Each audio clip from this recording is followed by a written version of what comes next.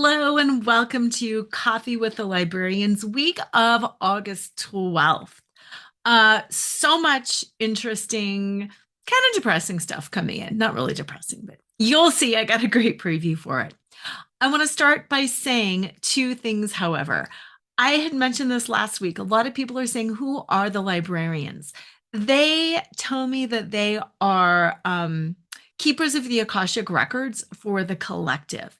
We all have different records of our journey, of our soul, of our progress.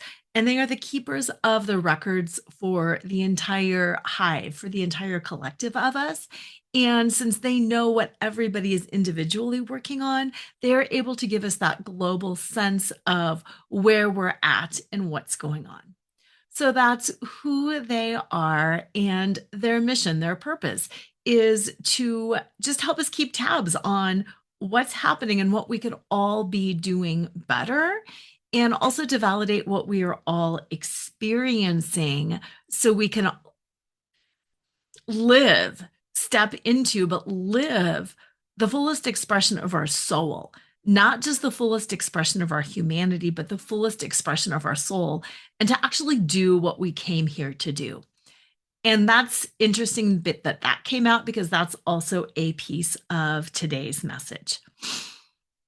So let me get back connected. Okay, that do what your soul here is here to do is the message that they want to share today.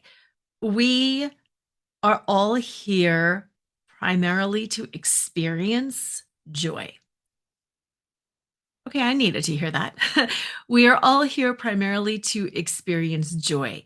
We get so caught up that we have these bigger soul missions and we have these big purposes in life. And of course we do.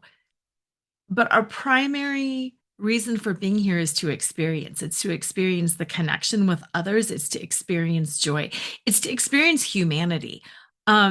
And when they say it's to experience humanity in all of its forms. It's positive, it's negative. It's not just the joy. They're saying we get lost sometimes because we think joy is only good. The joy of living is what we're here to experience. It's the joy of humanity. And there's joy in the grief. There's joy in the pain. There's joy in the struggle. We're here to experience humanity. And where I said earlier, it's kind of heavy and dark in a way. They're pushing back. It's not heavy and dark. That's the human interpretation that things are human and dark. Heavy and dark. That's the human interpretation. I get that. Thank you. What they want to say is so often we forget to experience. We get this preconceived notion in our head about what is good and what is right. And those are the things that we want to experience. And we cut off all of the things that are not that. And we don't allow ourselves to experience. And they're saying even experiencing joy can feel really, or grief can feel as good as experiencing joy.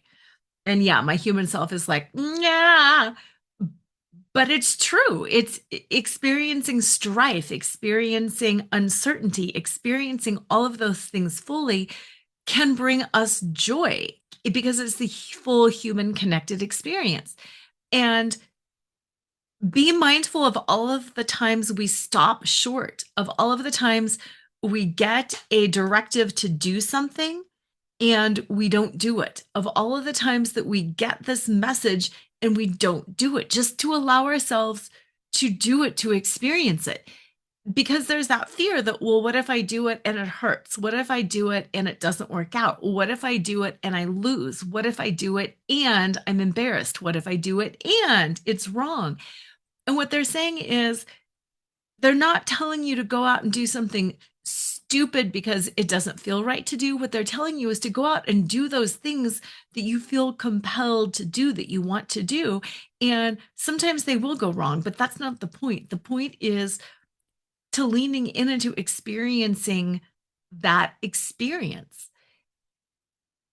And that's their big message, is to be mindful. And they're saying, the reason I'm pausing is they're saying,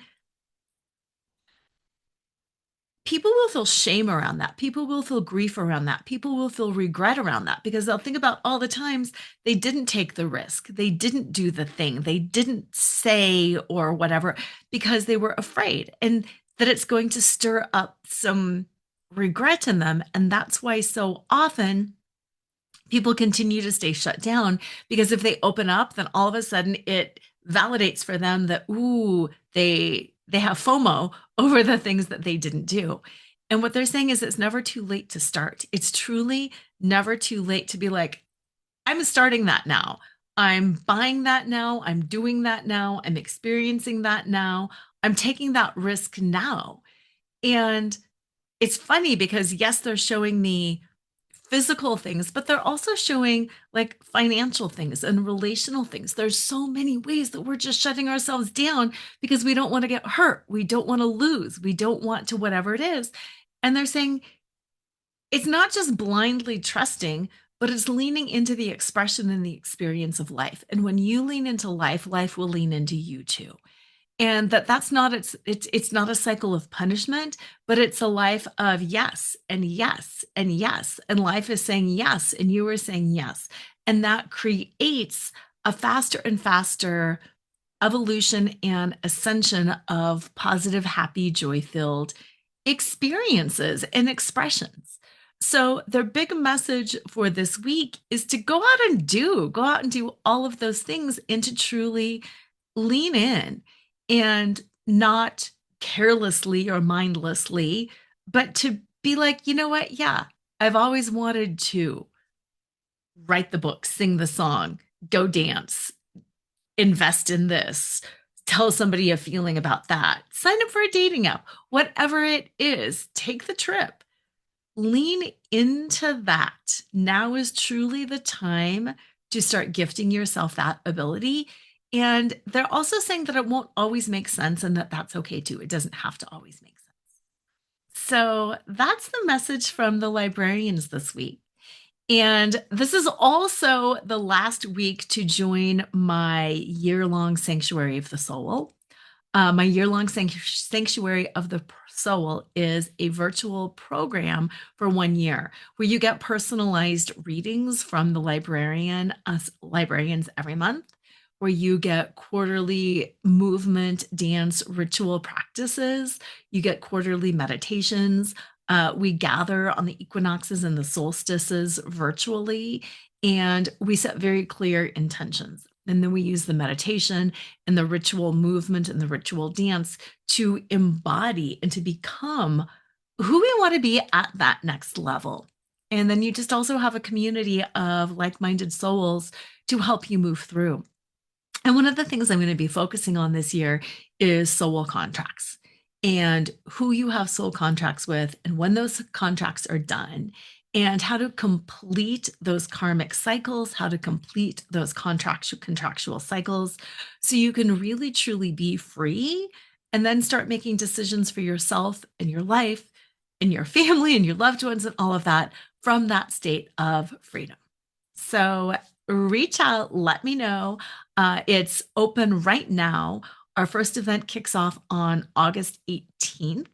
It's $888 for the year, or you can pay quarterly, which is only $230 a quarter.